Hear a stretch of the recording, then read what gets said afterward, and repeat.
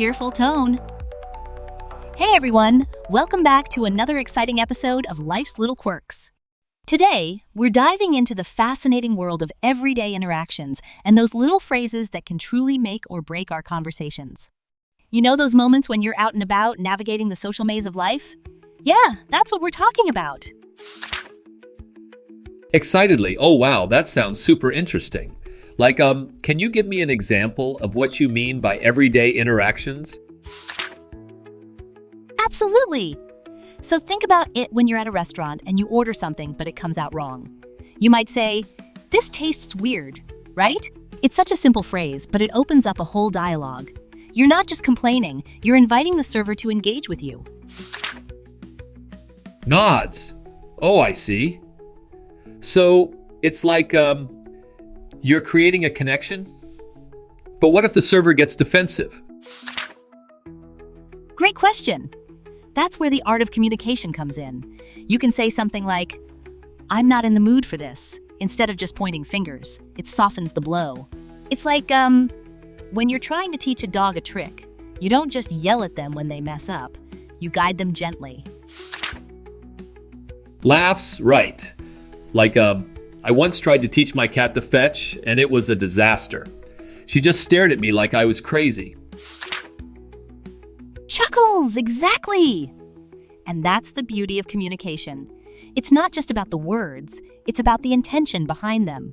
So, when you say, "I beg your pardon," instead of, "What did you say?" it shows respect and curiosity. Intrigued.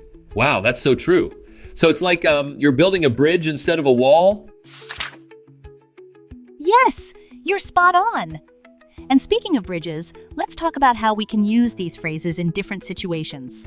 For instance, if you're at a party and someone says, "You're late again," you could respond with, "I'm awfully sorry," instead of getting defensive. Excitedly. Oh, I love that.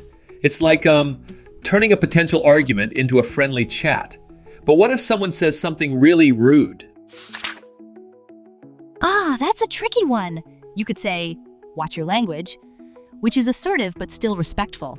It's like being a referee in a game. You want to keep things fair without escalating the situation. Nods. That makes sense. So it's all about maintaining the vibe, right? Exactly. And let's not forget about humor. If someone says, "You smell a rat," you could respond with, "Well, I hope it's not dinner." It lightens the mood and keeps the conversation flowing. Laughs. That's hilarious.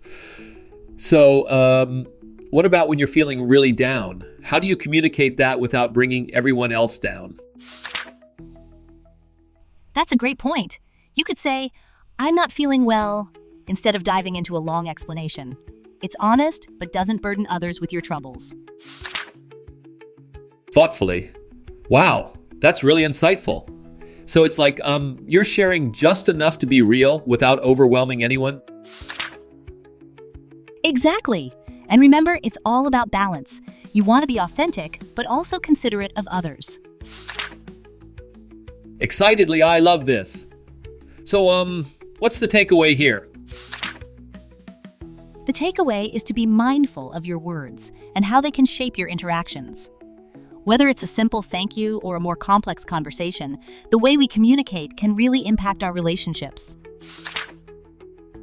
Nods. That's so true. I'm definitely going to be more aware of what I say now. Smiling, that's the spirit. And remember, practice makes perfect. The more you engage with these phrases, the more natural they'll become. Excitedly, I can't wait to try this out. Thanks for sharing all this wisdom. Cheerfully anytime. And to our listeners, remember to keep those conversations flowing and enjoy the little quirks of life. Until next time. Music fades out.